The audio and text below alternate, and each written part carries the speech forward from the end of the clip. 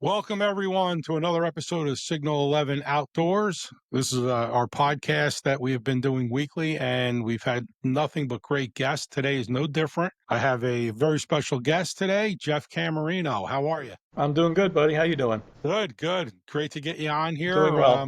Good. Yeah, it's been a little process of getting everything scheduled up and the computers all working correctly, but it looks like we're hitting on all cylinders right now. So for those that do not know the name Jeff Cammerino, you probably will know the name Jersey Riggs. And when I say that, if you've been fishing at all from the early 80s until now, you have either seen them in a store, have used them, or have heard the legendary Jersey Riggs, which is what we're going to be talking about today, among some other things. Jeff Cammerino is the inventor of the Jersey Rig, and we're going to get some details from him as to how it started and when. I will start out before Jeff gets going, the Jersey Rig is something that I've seen around for many, many years, and Jeff's going to give us the dates of when it all got started, but I'm not alone. Many, many people I know that I fish with have talked about the Jersey Rigs. Some people have crazy stashes of Jersey Rigs in their tackle boxes that they do not share with anyone. Other people have tried very hard to get them.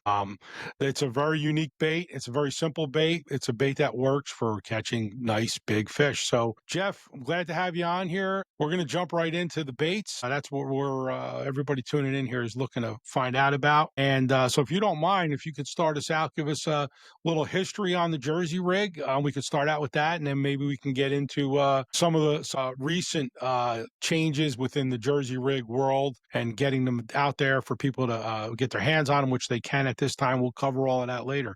So, Jeff, can you start us out with the history of Jersey Rig and how you got into it? Well, it started probably out in the early 80s, probably 82, 83 when I was fussing around with this stuff. I was fishing a lake in New Jersey called Mountain Lakes, which I used to sneak in all the time, among other lakes. So I noticed there was like a larva falling out of trees, and fish were coming in, and they were slamming this thing going like this, and then they were going back out. And I really wasn't that good of a fisherman at the time, but I did say, well, geez, I wonder if I cut a plastic worm to a certain length and hook it perpendicular in the water, can I emulate that?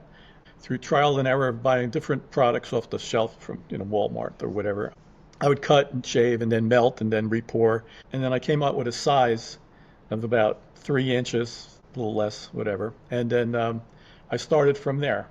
So that's where it basically starts. And I started doing really well, and which brought me to, I joined a bass chapter, Essex County Bass Chapter in Belleville, New Jersey. And I walked in, and you got to check this out, Steve. I was a musician at the time. I had real long hair and a long earring. And I walked in with a guitar, and I said, I'd like to learn how to fish a little bit better and join your club. And they all laughed at me, except for one guy, John Hempel, who was in the club, didn't laugh at me. He said, let me see what you got going here. So kind of took a liking to me. And we went fishing a couple of days later. And then I think we were up in Jefferson Lake, up by Lake Musconetcon or something. And I just proceeded to bang away and bang away. I think 20 or 30 fish in no time. And he says, wow, this is amazing. So then he says, let's go over to Green Pond up on Route 23. He said, I have a boat on here. I want to, it's a little tougher lake. I'd like to see how this works. So he went out in Green Pond, and I gave him some. And he was just banging away too, as we both caught a lot of fish. So when we went back to the bass chapter, John Hempel said to the guys, you better listen to this kid. He's onto something here. And I didn't realize that it was going to be named Wacky Worming Style, like 20 years later, because I didn't even know what the name Wacky Worm was until I got older and I was a better fisherman. And then I realized that when I was a kid, I used to buy the package of cream worms in the store, in sporting goods stores. And on the back of the package, it would show you how to hook a worm, Texas rig. And they had something that said Wacky Worm on it, but it was a 6-inch worm, and they put a nail in it or a weight on the end. So it wasn't really what I was doing, but I didn't learn this till later anyway. And so here I am. I won several tournaments that year, and the next year I was just hammering in that chapter. And then I started fishing the Federation, and I came in third out of 176 people, I believe. I should have came in second, but Mark Schaefer, the guy in my boat, came in second because I'm giving him my prototypes. I'm saying, hey, Mark, try these. Now you got to mind you, I'm fishing against this guy for thousands of dollars, and I'm giving him my stuff, and he's doing what I'm doing, and he ends up beating me. But that's where it starts. And then I met a guy named Joe Jaster. I was coming out of a rehearsal studio because I was a musician a long time ago, and he was down by the Passaic River flying model airplanes. And I looked into his van, and he had a lot of fishing rods. So I said, oh, you fish? And he goes, yeah. I says, I love to fish. I said, where do you fish? He says, well, I have a boat on Franklin Lakes, which I'm thinking, Franklin Lakes, money, you know.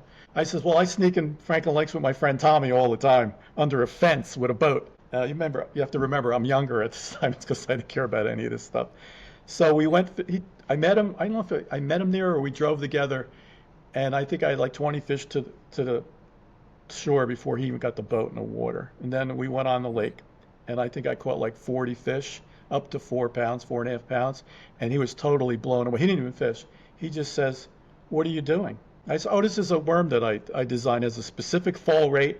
If you take a 1.0 or a 2.0 hook, put it perpendicular to the center, twitch it, it'll go like this, it'll jackknife, and it'll sink about a foot a second, and then you just twitch it, it comes back up, and you kind of just, and it works every time. If there's a fish there, they're going to hit it. So he said to me, why aren't you in business? And I said, like, cocky, you got $30,000 you're not doing anything with?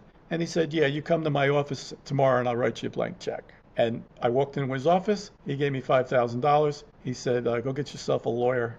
That's what he said to me. And that was it. He stayed by my side until about 2 or 3 years ago, till he passed away. Many years. He's the one that helped me get this started financially. So I paid him back in about 2 years. And then I started going to stores back then. And my first store was Adventure Sport up on Franklin on Route 23 when it was there. Keith, a guy named Keith owned it. And he says, I heard about you. He says, I'll take a dozen of every color. And I said, a dozen of every color? I have 2 colors. I have gold and I have purple. He goes, okay, well, I'll take them. So he sold them out before I even left the store. And then next thing you know, he was like my first customer. And then the rest is history. I started winning tournaments. People are watching what I'm doing. I was in Bassmaster magazine a couple of times. They wrote a story about me, then maybe 11 different publications. And then plus I was winning tournaments. And now I'm the kid throwing the 3-inch worm hooked in the center. But I was trying to get it to be a Jersey rig technique. You know, there's a Carolina rig, there's a slider rig, there's a Texas rig. You know, I think, okay, I'm from New Jersey. And I said, well, we'll name it after New Jersey. So where I developed it. But it just seemed that the Jersey rig didn't stay. It became the wacky rig. But it's not the same wacky rig that was originally developed in the late 50s, early 60s. This is a totally different thing. But the nice thing is hundreds of people have won tournaments on this. And Lee Bailey Jr. won first place on a Bassmaster sanctioned tournament in Missouri, throwing gold Jersey rigs, which are right there. There you are. That's the hot one. Nobody even threw gold. I mean, I liked it when I was getting it poured, and I'm going, this can be seen from 20 feet away. Anything that sees it's going to hit it. And so I'm the one that started the gold and the silver. And I love those 2 colors. So we ended up making about 23, 24 colors.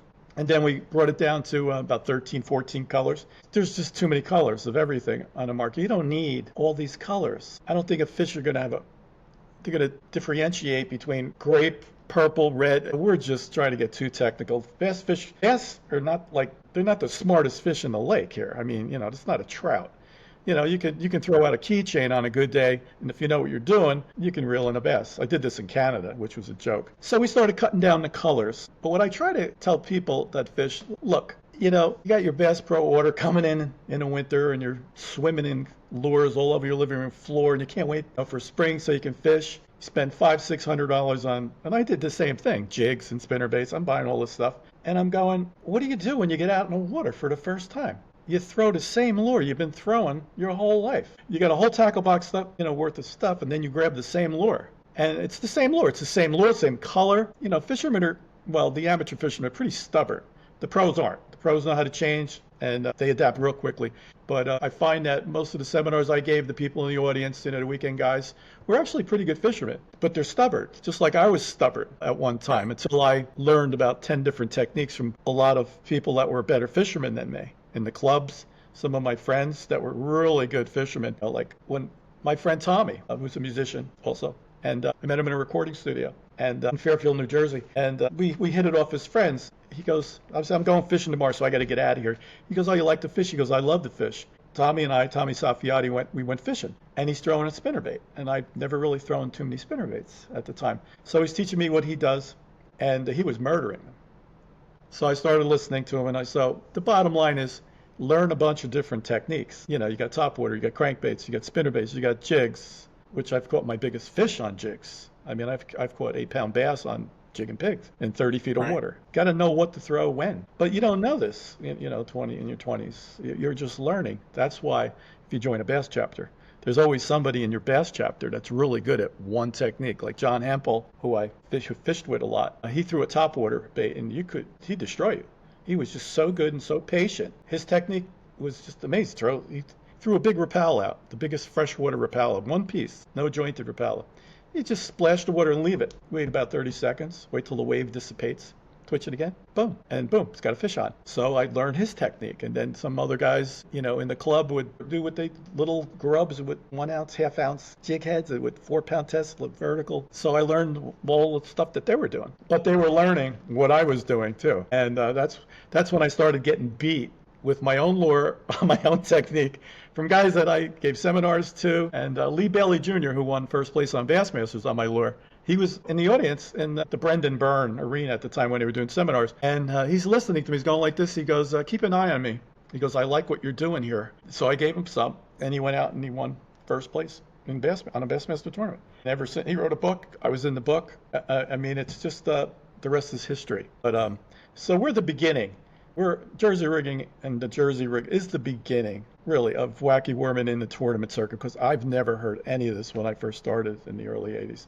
You know, now I agree. everybody else says, oh, well, you know, that's been around forever. I'm sure people have been hooking things in the middle their whole life. I'm sure kids have been doing it, and, you know, but no, we have it down to a science. I mean, a Jersey Rigg, let's see if I can find one for you. Let's see. So I got to, oh, okay. How about this one? I don't know if you can see this. So this is a black grape Jersey Rigg, okay? It's got a specific fall rate, okay? We made these so when they hit the water, you don't need any weight or anything else. You don't need O-rings. You take well, now, after doing this for 40 years or whatever, I'm using a 1-0 or 2-0 hook, right perpendicular in the center, and that's it. That's all you need. And you can cast this about 30, 35 yards. I mean, you can skip them under docks. And the Yes. nice thing about them is they last a long time. You know, they don't break off that much because we put glitter in just about every color, and the glitter acts as a rebar. People don't know this. Just like concrete, gives the plastic something to bite onto. We don't do it just to attract the fish. But so that's kind of like where this all starts. Yep. The nice thing is, like, you know, I've been getting letters and calls forever and doing seminars and magazines. I was in Pennsylvania Angler June edition, so last month. That was cool. That came out. They came here with their film crew, and so it just keeps going. It just keeps going. They just want to know about it. It's really interesting. Yeah, I'm gonna jump in with almost like a recap, and it's not that I want to recap it, but as I'm listening to you, and everybody who's watching this is listening to you, everything you said there, is so interesting. But a couple of the highlights that I want to actually just reiterate that you've mentioned. I think the first thing that anybody watching this that doesn't know Jeff or Jersey Riggs, maybe he's never tried them. Or maybe somebody has tried them, hasn't tried them in years because they haven't found them or whatever. But you have to think about the most obvious sign of a successful bait. This bait, I mean, we're talking about a bait that's been around and utilized since the early 80s. I mean, anything that has that kind of longevity without, I mean, I didn't use this in the 80s because well, I shouldn't say that. Toward the end of the 80s, but probably not when this first came out, because I was in like maybe fifth grade at the time. But with that being said, anything that lasts that long with minimal change, I mean, the changes, and Jeff, you can tell me if I'm right or wrong, but the packaging, the bait itself, everything about it, the quantities that's in the package, and how it fishes, and how successful people are with it, for something not to change for all of these years and still work. And I will say it does still work because I use it. I keep a rod set up, and on the back of, Jeff knows this, but on the back of his package, it tells you exactly how to use it. And it's funny, today you find information like that on the internet, and it's always changing because people are always changing, tweaking things. This bait hasn't changed in all of these years because it was perfect then, it's perfect now. And I'm telling you, I'm listening to you, Jeff, and I'm reiterating a couple things, but the longevity means so much. because nothing has a lifetime like that and without it working and without people being confident in it. And you didn't go down to 4 baits and charge, to 5 No, we times didn't do more that. money. It's no. No, I mean, no. so Jeff's not getting rich off of these baits. I can tell you that because I know what stuff like this costs to make and everything. But what I will tell you is it's funny when I listen to you talk about getting calls and phone calls and stuff. We're looking at Jeff. Jeff's the man behind a bait that so many people have used and have only wondered about. And I mean, again, so I just reiterated how old it is and how successful it's been. But a couple things Jeff mentioned, and I'm just going to cover them again real quick because for fishermen who haven't really used it, if you look at this thing on the shelf in the store or if you order a pack, at first you may not really get it. But the way Jeff explained how he came up with the idea, if you visualize that, that's exactly how it works, and that's why the fish eat it. Stuff like that falls off of trees all the time. What I was going to say is I set up a spinning rod, a light setup, and I always have a Jersey rig on it, wacky rigged in the center and hooked and ready to go. And I'll change the color here and there. But pretty much I'll use 3 or 4 colors. I mean, I like this. I don't even know. Is this called like a mustard seed? Is that like yellow? Oh, yeah, that's mustard. Yeah. Yellow and Yep. black polka dots? Yeah. I That was use a special order for a pro wanted that color. He said, "Can you pour it?" And I said, "Yeah, I can pour that." Well, they're still for sale. And at the end of this, we're gonna tell people where they can get them. But Yeah. I started out with the brown ones that Jeff used to make. They were brown with Pumpkin. a black flake in them, Pumpkin seed. and Yeah. I still have some. And then the pearl whites and the golds and the silvers. But my point is that sometimes I like to fish fast, and I am a little stubborn sometimes. If they're on a swim bait bite, that's all I'm throwing until they stop biting it. But the nice thing about the Jersey rig is because of the way it's set up and how light of a setup it is, you kind of, and I use a regular 2-aught worm hook. Some guys I know use circle hooks. I just use a 2-aught worm hook. It really doesn't even get caught in the weeds much. You can flick that thing right out. Before that thing hits the weeds, it's probably in a fish's mouth, Right. really. I mean, Right. that's what happens. So I just really wanted to I kind of wanted to dwell on the fact that this thing's been around for so long, something that you invented, hasn't really changed. It's successful then, successful all through the years, and it's still successful. And then I'm going to let you speak a little more, and then I actually have to cover a little bit about the name and stuff like that. But I wanted to just, before I do that, Jeff, how about yourself as far as tournaments and stuff? Is this something that when you got rolling with these, obviously you were using them, did you win any big tournaments or anything yourself using them? Well, the biggest tournament I fished was the Federation, New Jersey Federation. That's the one I came in third on Greenwood Lake, Okay. which is really funny because 3 weeks prior to that, I was fishing the Federation in Maryland, and I got my butt kicked by this guy that was so good in his boat for 3 days. And then he came to New Jersey, and I won Greenwood Lake probably the month before that in a club tournament, so I knew where the fish were. The guy actually handed me my check on the podium, and he was laughing. And I got up there and told him, "This guy over here, he just hammered me, in a 3-day tournament." And now he's presenting me my check. And that was pretty funny. But what I wanted to tell you was the fishermen, they're hooked on certain colors. I want to get back to that again for a moment. You have to understand something. You're dealing with percentages. If I gave you, and this is what I used to do when I was first learning how to do something, if I wanted to learn how to throw a lure really well and do well on it, there are times where that's all I brought with me was that lure. So I would grab a whole handful of jigs.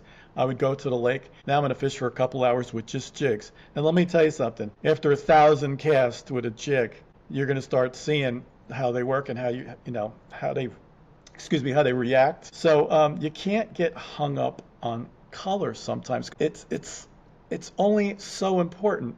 A person will say, well, I'm going to pick my purple worm, which I've been throwing my life, and they catch 1 or 2 fish, but then they stop catching fish, and they switch over to something else. And all of a sudden, they're not catching anything. Well, they threw that purple worm maybe 200 times for an hour. Now they're only throwing that chartreuse maybe 15 times. Now they run back to the purple. They're missing out on a lot of fishing. Yes. So don't get hung up on the lure that you love, that you grew up as a kid with. And I know, it could be a mirror lure. Remember mirror lure when we were kids? Real pretty little crankbaits. Yeah. But you got to try different techniques. And if you really want to be a better fisherman, be proficient in other techniques, not just, Jersey rigging, just everything else. And then, boy, you'll go to a lake and go, geez, this is what I'm doing today. So I bring 3 or 4 colors with me when I fish because I love my gold, I love my silver. And you can choose a black or something dark and sometimes red. I fish red. That's it. I mean, I make all the other colors because some guys will say, well, I want the June bug, or that's the one he's been fishing all his life. So that's the one where he's going to cast it hundreds and hundreds of times. Now the percentages come back up. So just be open-minded that there's other colors, and nobody ever thought about gold, throwing gold. But when Bailey Jr. won first place on Bassman's throwing gold, like my phone lit up. And I've been trying to tell people, it could be, it's a great color. But now maybe fish don't want to see something that flashy. Maybe they want something very dull or dark. So I don't care what dark color you're throwing. If you're throwing pumpkin seed or a black grape or a black, brown, whatever, or natural. I mean, I don't think the fish is gonna question it. It's moving, it's wiggling, they're hungry, they're gonna hit it. I don't think they stop short and go, whoa, I'm sorry, I'm not gonna hit the watermelon today. I mean, it stays in a strike zone for a long period of time. So if there's a fish within a 10 or 12-foot circle, which is a strike zone, if he's hungry, he's going to go over there. If he's not, he's not going to be interested. So, yes. I mean, that's my take on this. Plus, I get calls and letters from people all over the country and world telling me what they do, how they do it. And so I learned from them too, because I got a million people out there fishing my technique that can teach me.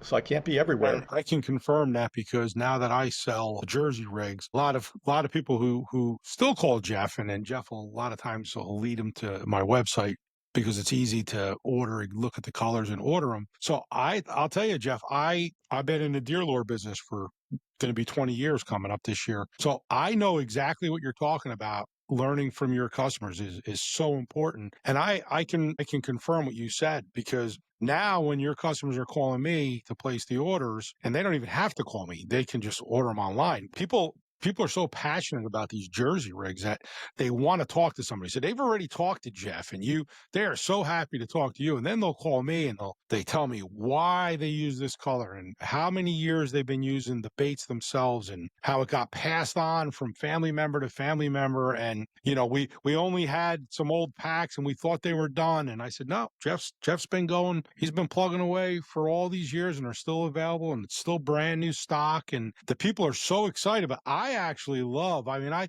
do buy, if I see old packages of baits, like you mentioned, like the original cream baits or whatever. I mean, even like the Senkos have gone through like four or five packaging changes. I like to buy an old package and hang it on my wall.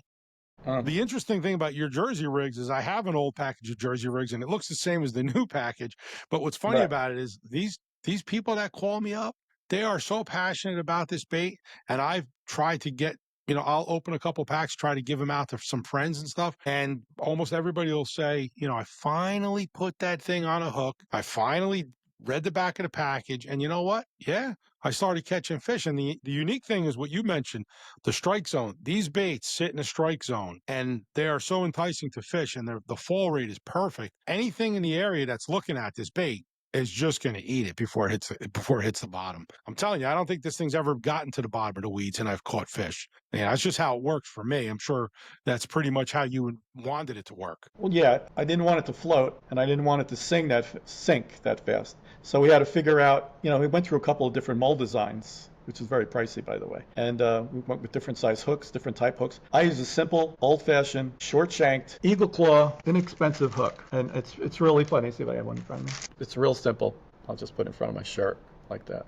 But anyway, there's no keeper. Notice there's no keeper barb on the hook, so that won't saw through the hook. So the nice thing about our polymers is they're really strong, and you could probably get maybe 9 or 10 fish out of the worm before it disintegrates. Usually what happens is, and you know this, after you set the hook, the worm just slides up the line and you fight the fish, and by the time you get the fish in, you slide the worm back down. That's why I don't use a keeper barb, because it's not needed. And when I'm fishing, and if I'm not fishing for money, which most of the time I'm not, I just take the barb off. It's easy to hook the fish, and you want an easy off anyway. So I take the barbs off. I crimp them down or I file it down. That's all.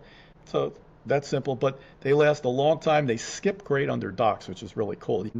They're so tough that you can, if you snap your wrist when you cast, they go 30, 35 yards. They go, so it took 2 years to get it to do this. Well, you got it right. A lot of tears. You definitely got it right. And but something else something that you mentioned is the twitching effect. A lot of time, 9 out of 10 times, I throw this bait just on that hook that you just showed on a maybe a 6 or 8 pound line, and 9 out of 10 times I just throw it before it gets in the water, or I'm sorry, before it gets a foot and a half, boom, something's hitting it, and I'm reeling it in. But the nice thing is, depending on how you're fishing, if you need to, just add a little minor movement, and you get such a fantastic twitch That's it. out of this bait that it's incredible. Yeah, they're hitting it mostly on the way down. You don't have to do something. I watch fish, the thing is just falling, and the fish would just come by and just and leave with it. Sometimes you don't even know a fish is on. So what I use is I use a one-piece rod. Hopefully everybody's using a one-piece rod unless you cannot get it in your car. Okay, Right. one-piece rods are good. Okay, I use probably a 6 foot rod or a little bit short. I have a rod over there. It's a little shorter than my 6 foot because I broke it in my car 3 times. But I love the rod, so I keep using it. Yeah. And so get a good quality line. I'm using an old spool of Trilene XL. It's softer than the XT. I have these spools that I bought. There were 6,000 yards, and I'm still spooling off these spools from 25 years ago. So I'm not buying braided line. A lot of people use braided line, which is amazingly strong. I just have all this line for the rest of my life, so I'm using it. Right. And that's it. 6 to 8 pound test. If you're fishing, a tournament, use 8. What I do is I tell people make sure you tie a good strong knot, like a polymer. If you're going to try a trilene knot, they're only about 70%, effective. They usually break at the knot, and so if you see the little pigtail after you've hooked and lost a big fish, you broke at the knot. So I make sure everybody ties a polymer knot because I still give seminars. The big deal is, and this is another big deal, and I did this last month. After every fish I caught that was over 4 pounds, I changed the knot. I tied a new knot. And if you got to get into this habit, because sooner or later you're going to get into a fish of a lifetime, an 8 pounder or whatever, 7, 8, and that's going to be your lifetime fish for the Northeast. Right. But you don't want to lose them on a bad knot. So I usually cast out to a likely spot. If this is the right technique to use at the time, it all has a different, the lure doesn't work all the time. It works, I would Gotcha. say about 75% of the time. But no, sometimes the fish aren't there. You got to go deeper and you got to go looking. They're under. So but when it's on, it's on. And cast it out to a likely spot, leave a bit of a bow in the line. So, you're making a connection, and then twitch it. This is what I do. I twitch it once or twice. I reel. I watch the line, and I'm kind of like just pulling back a little, see if I can feel the heaviness in the rod. Because big fish are different than, like a 5 pound bass is different than a 2 pound bass. 2 pound bass hit it, and they're gone. Whereas a big fish just comes by and he's 5 pounds, so he doesn't go nowhere. You don't even know he's on. Sometimes you're reeling in. That fish is, it's all a slack line. The fish is coming towards you, you don't even know he's on. And then he jumps in front of you, just lost a 5 pound bass because you had no clue he was on. So I'm always feeling, I'm always like seeing if there's any tension. And if I feel a little tension, then I wait and see if I feel a throb. And as soon as I feel the throb, then I just reel down and then one hook set.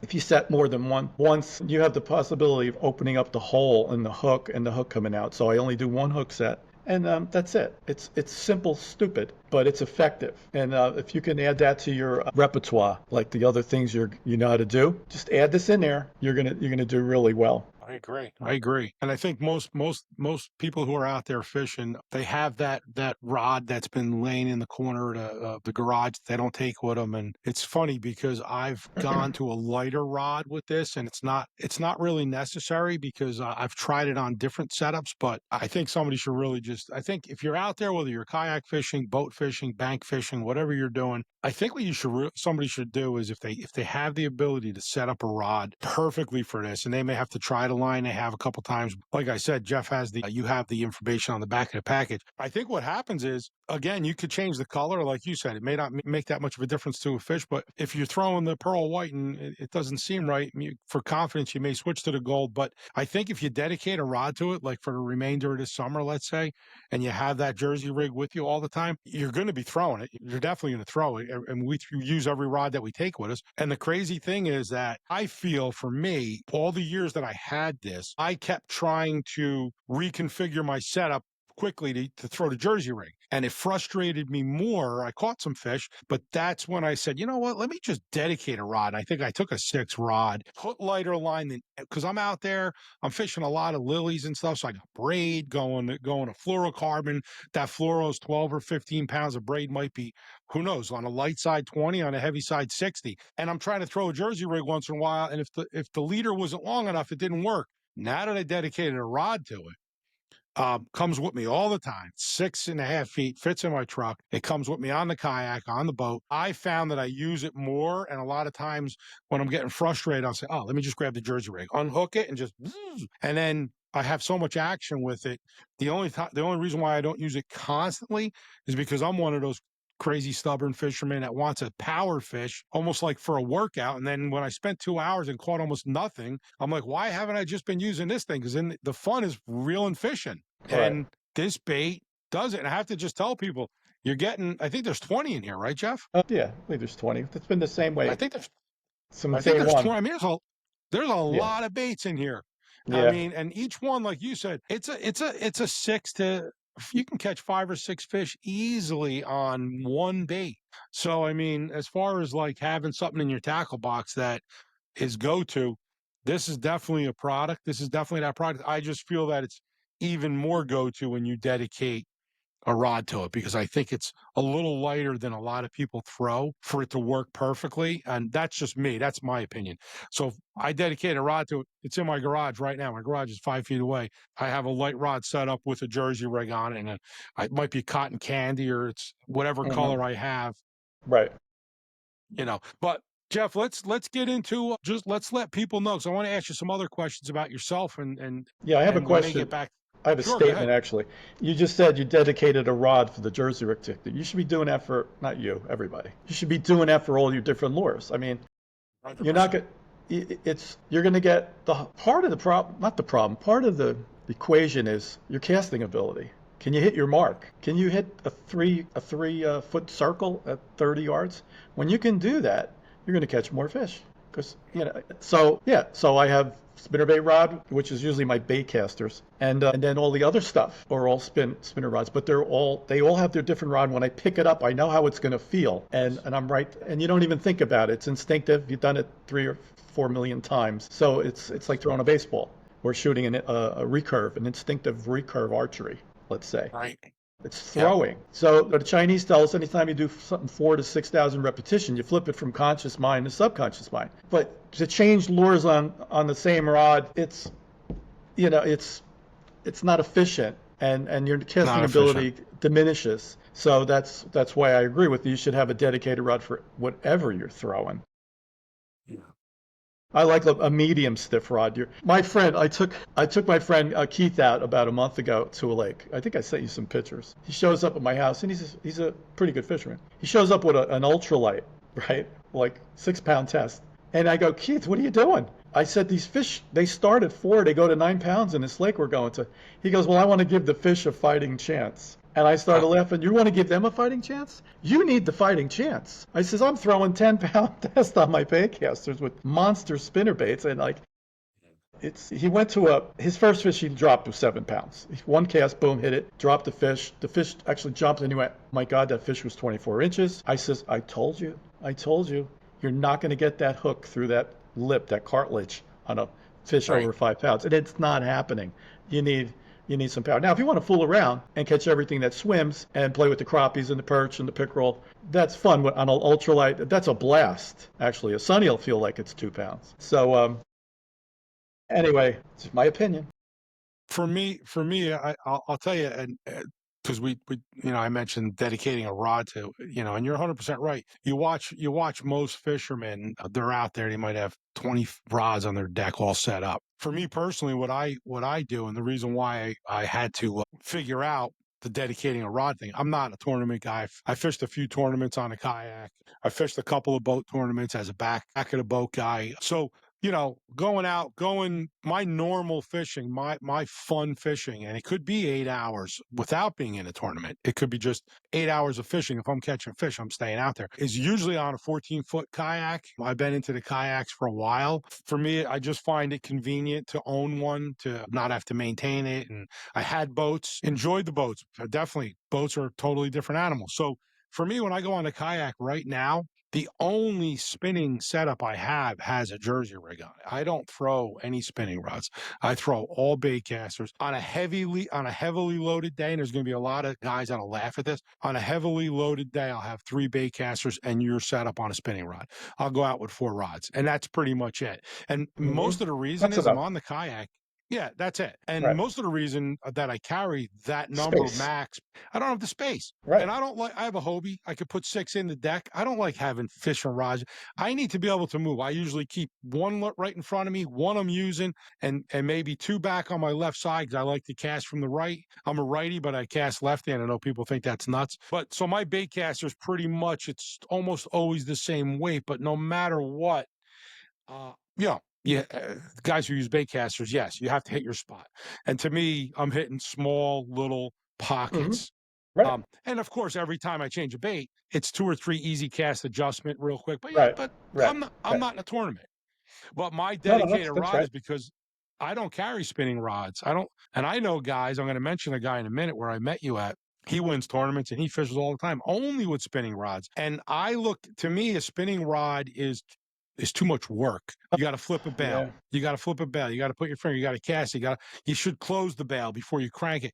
With a bait caster, I can throw 5 to 10 times more Right. in a minute Right. than I Sure. can with a spinning rod. And that's why, and I also, like most people who watch this that are into fishing, that bait caster in your hand, you know exactly what you're doing. And I'm fishing from a kayak, so a lot of it is side arming it. And how it's crazy, but just like you talked about instinctive archery shooting, sometimes I'll let that thing go and I'll know I got to hammer down on that spool quick. You can tell Right. when it's Otherwise, too you'll get a hard. backlash. Right. Otherwise, you get a Yes, backlash. and so that's why that's all I Right. fish, Right. you know. Yeah, I started a thing about 2 years ago where I actually do on water instructions. Now, I'm not a guide service. I actually teach people how to fish. I know that sounds stupid, but I have clients. And the first client I took out, he knew about my product. And so he said, would you take me out? Sure. I took him out. Took him out for like 6 hours. So I brought like 6 rods with me. And we went out. And I'm going to take you to this place one of these days where there's fish. But my thing was not to catch fish. My thing was he was a 75-year-old guy. Now, he knew how to cast pretty well. I didn't have to teach him how to cast. He knew how to cast, which is half the battle right there. But he didn't know what to throw, when to throw, and why to throw it. So, and he says, "Oh, I never threw that before, and I never did that before." So we did this for about 2 or 3 hours. We went through all the different rod techniques. Okay. So I said, "Look, well, we got another hour. This guy paid me for 6 hours, so let me take him to the other end of the lake where I think we're gonna catch some fish." So I told him, I said, "So what do you think we should throw here?" And he says, "Oh, I think we should throw this." It was a Texas rig, and because he wanted to get better at a Texas rig, he liked that worm the way it worked. He wasn't used to throwing it. And his first fish was 4 pounds. Blew the guy's mind. Then we moved over, and it got tall weeds were coming out of the ground. There was little spots. He picks up his spinnerbait, and he's ripping it across a weed line, right down the line. Another fish over for it. Guy was so blown away. I think he caught 6 fish that hour, and I didn't fish. And he just said, "Unbelievable! I never caught fish on these lures before because some of them look cantankerous. I mean, a big spinnerbait. I mean, what do you catch with that? Well, I'll show you what you catch with that." So anyway, so that's what I've been doing as far as my fishing. But I only take 2 rods with me, and you can probably see them behind me. That's my bait caster with that spinnerbait, and that's my Jersey Rigg rod there. Now, if I want to go out for pickerel or something, I might take a different rod with a big 5/0 hook, and I go pickerel fishing with a big worm over the top of the weeds. And if I want to play with them, or if I want to go crappie fishing, I'll take my lure does catch crappie. Silver Jersey Riggs catch crappie, especially with the lip glue on it. I mean, once you put lip glue on anything, it's got taste to it and smell. That's a whole different kind of fishing. But that's pretty much kind of it for what I do, why I do it, and there it How is. you created a legendary bait, Well, which is yeah, pretty now it impressive. goes down in history as but a lot of people, I had a lot of pros calling me for a while, and they're not going to tell you what they're doing because, I'm not sending them a paycheck. They're still Right, paying for right, right, product. They're still buying the right, product back. right. Tommy Martin was calling me all the time, and all these guys. And I gave seminars with all these guys, all these shows, through the years. And they said, "Oh, we heard about you," "Oh yeah, you did, yeah, we read about you, we heard about you," it went around. So, but they're not telling you what they're catching fish on. They're not. Right. I don't care if they're holding up whatever they're holding up. They're paid to hold that up. I mean, to me, a spinnerbait is a spinnerbait is a spinnerbait. I don't care if it's Strike King or a guy makes them in his basement. And if you're using quality parts and a Sampo swivel, it's a spinnerbait. It just so happens that my lure has a specific fall rate matched with that hook. So Yes. this is it. You could take other worms and try it, and you're going to have some success. But first of all, they'll probably break off, and one or two fish will break. They're not meant to really do what I'm doing. But these were meant to bend and create a V when you're coming back and you cast it. So they V out, they hit the water still in one piece. We have we had the polymers down. They're strong. We have the size down. We have the dimension girth. When we were tooling these, I had a milling machine bit cut to a certain diameter because after you pour the mold, the polymers expand. So you might think you can get away with something like quarter inch or half inch. No, once you make the mold, it expands past the half an inch or whatever. So I used to go to New Jersey to have milling machine bits tooled for $165 a piece to make one. Then I'd have to send it to the guy that pours for me, and then you have to make the mold, and that was a whole different thing right there. And then after you pour it for the first time, you see if they expanded to the size that you like. This is like proprietary. We have this down, and again, you're right. This is why we haven't changed it. What am I going to change? Listen, the only thing we're changing is the color if we wanted to do that, but that's it. Yeah. So there it is. It's Now, that simple. It's cool because I mean, I'm from New Jersey. You were in New Jersey at the time when you invented this. The name is Jersey Rigg. It's legendary in New Jersey. I was at I was with Mike Iconelli, and I think I told Jeff this. I was at Mike's house. I guess it's probably like 2 years ago now. I was at Mike's house and showing him some products, talking about hunting stuff, and I happen to have some packages of your Jersey Riggs with all of my shit that I bought. I bought like a plastic tub down there. Pulled it out. Before I could even say, hey, did you ever use these? He's like, whoa, let me see that. He's like, oh, shit, Yeah. can I have this? And I gave him a couple packs. Like, oh, man, I haven't seen these in so long.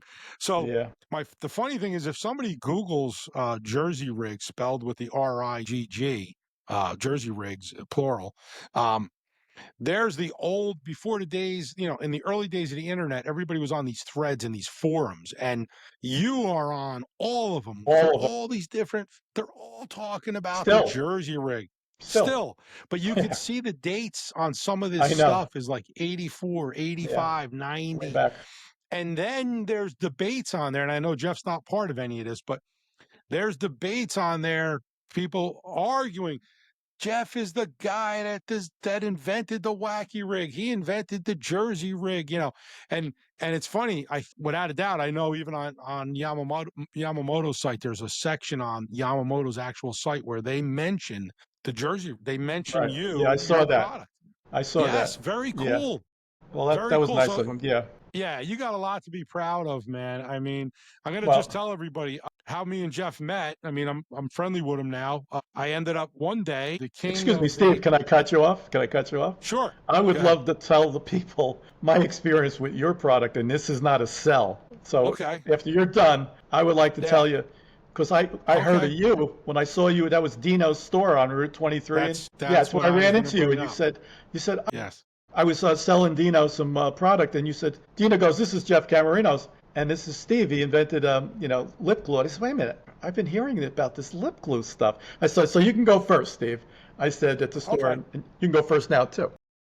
Well, basically, that's what I was going to talk about, and we'll both talk about it. We both ended up, as Jeff just said, we both ended up at Garden State Bow and Reel on 23 in Stockholm.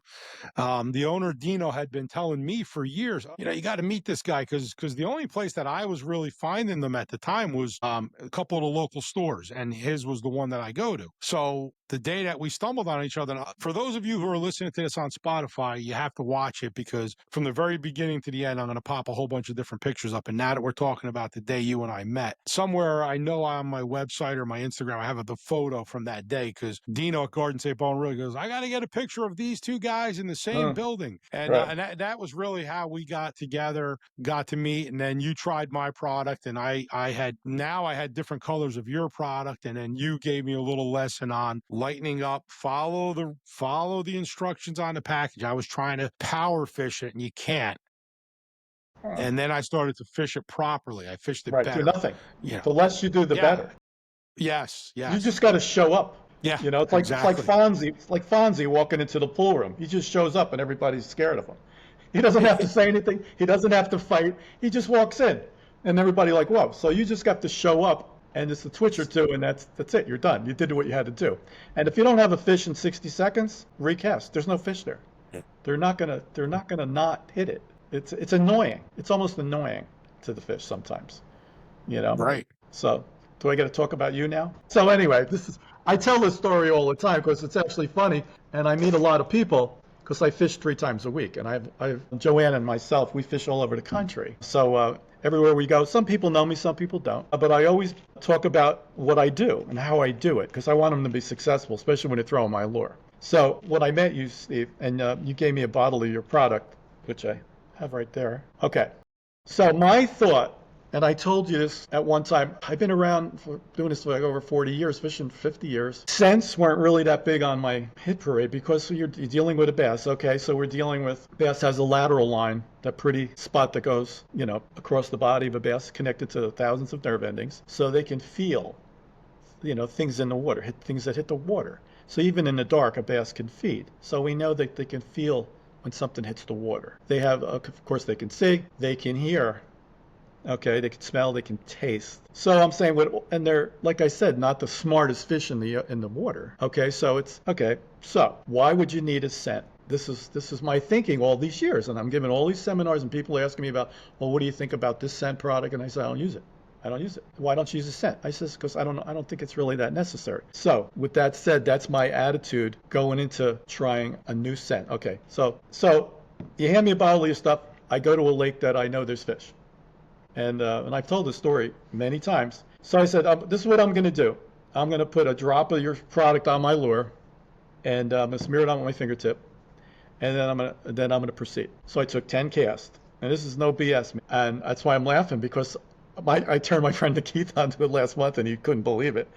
I said, watch this: 10 casts, 10 fish, a couple of smallies, a couple of largies, a couple of perch, a couple of pickerel. I said, wow. That was amazing. So I moved down the lake about 20, 30 yards, whatever. Different worm, no scent. 3 or 4 fish, just bass. And I had to work for them. I had to find them. And I said, okay, let me try this again. So I moved down the lake again, put some more stuff on, wiped it on. Catching crappies, like perch, like crazy, like sunnies, like they wouldn't leave it alone. And I said, wait a minute. Could I have been wrong about this?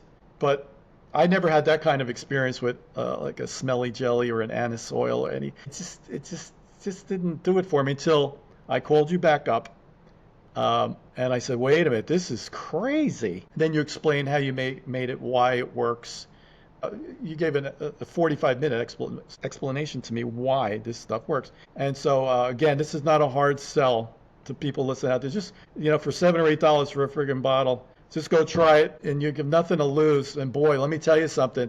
This stuff, I've seen fish spit something out and suck it back in. I mean, I was killing crappies the other day. They were getting my way. I'm trying to catch largemouth, and the crappies are beating the piss out of this. And I just can't believe this. And then I turned my friend Keith onto it, which I sent you pictures of, and he's just murdering stuff. So that's my experience with this. It's pretty amazing. So I think the combination of your product on my product is like a marriage made in heaven. And Yes. I so believe in your product. You so believe in my product, and that's why you handle my product, because I'm lazy. I don't feel like doing it anymore. I have other interests that I want to pursue, but this is still going. So I have to make sure that it keeps going. But like I said, I have other interests. Otherwise, I would be doing it.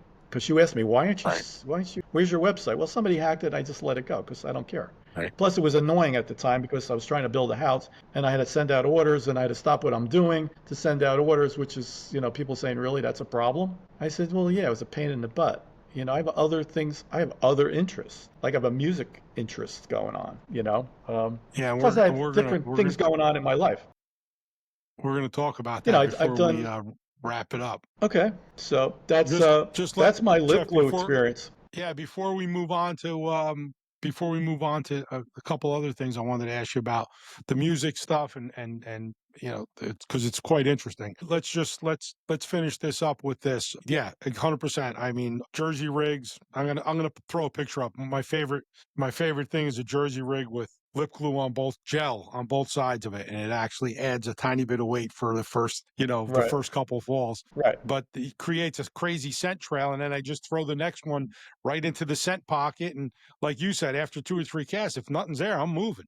I'm going to finding fish. Right. But that's how I fish it. Right.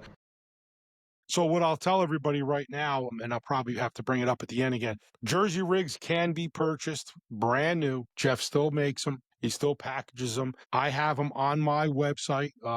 You could either go to signal11lures.com. That's the easiest thing. Signal 11 Lures, all of my different fishing stuff, my hunting stuff, everything's all on one page. Signal11lures.com. There's a little search bar in there. You can type in Jersey rigs.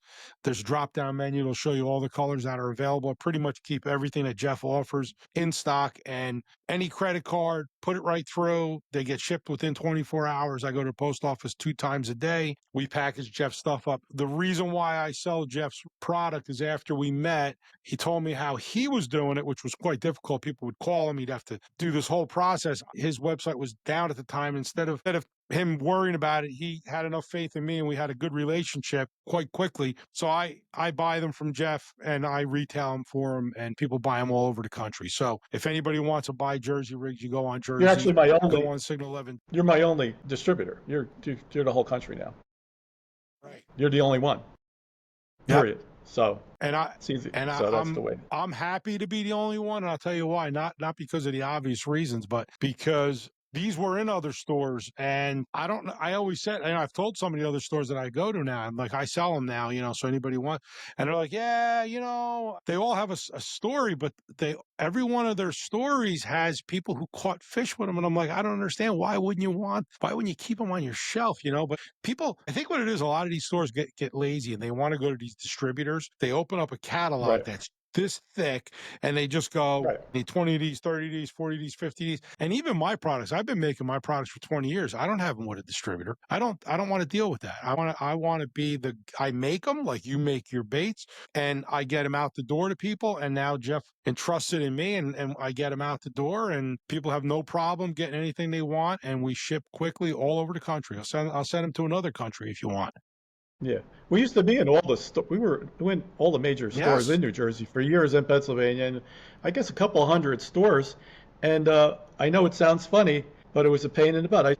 I remember if I needed a mortgage payment, I'd just say, okay, I got to go out and run out and get a mortgage payment. So I'd run all my stores all over the tri-state and bring a ton of tackle with me, and then come home and you just made $1,800. Yeah. So then the orders started getting bigger. Some orders were like $2,500, $2,700 worth of orders, and now I got to bring a truckload of stuff. I'm saying this. I got other things going on in my life. Again, the music thing. I got to go to rehearsals, and I got to go. I got to stop the supply stores. So I tried the internet thing for a while, and for years, the phone rang off the hook, and people all over the place. But then I had to deal with credit cards and banks and online, and then this crashes and this gets hacked, and then somebody calls me, I'll either send them stuff or I'll point them to where they can get them. And then after a while, a lot of mom and pop stores went out of business. They either passed away. I mean, you have Meltzer's and Garfield, all these big name mom and pop stores. They're the ones that put me on the map. So I thank them. They're the ones that. And sports writers, a lot of sports writers put me on the map. They were writing about me every week, and so I fished with a lot of them, and I thanked them. But if it wasn't for the sports writers and the mom and pop stores, and Joe Jaster gave me all that money, and my friends, this would never happen. It just wouldn't happen. So all these little things, and then there was a resurgence in the last 5 or 6 years of people are winning tournaments on my product and still telling me, oh, I just won a tournament. And I'm trying to get away from it. I'm trying to produce music, and you're telling me, let me handle your company. And I'm going, okay. So here we are. I'm still trying to, I've been doing music my whole life, but I'm still getting into producing a little bit. And I'd like to get into songwriting again. I played on several TV commercials, and I sold 2 songs, co-wrote 2 songs that sold. And so that's where my head is. And I come up with all this while I'm fishing, believe it or not, because when I'm fishing, I can clear my head and organize my life while I'm out there fishing. I don't know if that sounds silly to you, but that's what I do. Not at all. I'll get in my car now and go to a lake and hop into a boat and just, while catching fish. All right. I just want to make sure I give you another big thank you, man. Really appreciate you coming on. No, I thank you. We got We spent an hour with you, and again, created by a legendary guy, New Jersey, and with longevity of 40 plus years and still going strong. This bait, unbelievable. It really is. It's unbelievable. So it's been an honor to have you on here. I know we've talked about doing this for a while, and it's more. I enjoyed it, but it's more to get it out there for other people who haven't tried the Jersey Rigg, or for this, you have a diehard crew of followers that utilize Yeah. your bait, that hopefully they got to see a little different side of Jeff Cammerino. Some of them never even met you. So this is Yeah. great that we got to do this. All right, buddy. I appreciate it. All right, You have a good Jeff. day. We are going to get together and do some fishing. I know we talk Yeah, I know about it. you've been threatening that, but I think you're afraid to fish with me. I think that's what the Oh, problem I'm is. definitely, yeah, I'm definitely afraid to fish with you. There's no doubt. Come up, I'll tell you. I'm going to take you. I'm going to show you places. You're going to go, oh my God, this is sick. No, You'll end up get. you'll move to Pennsylvania. Yeah, well, I'm not far from you, No, but you're no, about we'll an get hour and 10 minutes. together. Yeah, we'll get together. We'll fish. We'll take some pictures. I'll post them up. You go to Signal 11 Lures. I'll cover all the bases because Jeff has honored me with the ability to sell his product on there. So, and they're all coming from Jeff. They literally go through his hands before I get them. So they are truly the original Jersey Rigs. And they are still exactly the same, and it's all brand new stock. So, if you haven't tried them, make sure you give it a try. Jeff, once again, thank you so much. Appreciate your All right, buddy. time, and Thank you very much, I'm sure man. Nice everybody's seeing you going to again. enjoy this episode. We will talk All right, soon. buddy. All right, be Take well. care. Take care, You too. buddy. Bye now. At this time, we'd like to thank our supporters and sponsors. Signal 11 Lures, Lip Glue, New Jersey Multi-Species Podcast, Sever Broadheads, Jersey Fluke Bellies, Favorite Fishing Rods, Timberlife Outdoors, and Buck Knives. If you enjoy the content on our podcast, please like and subscribe and turn on notifications. And please tune back in for our next episode. Thank you.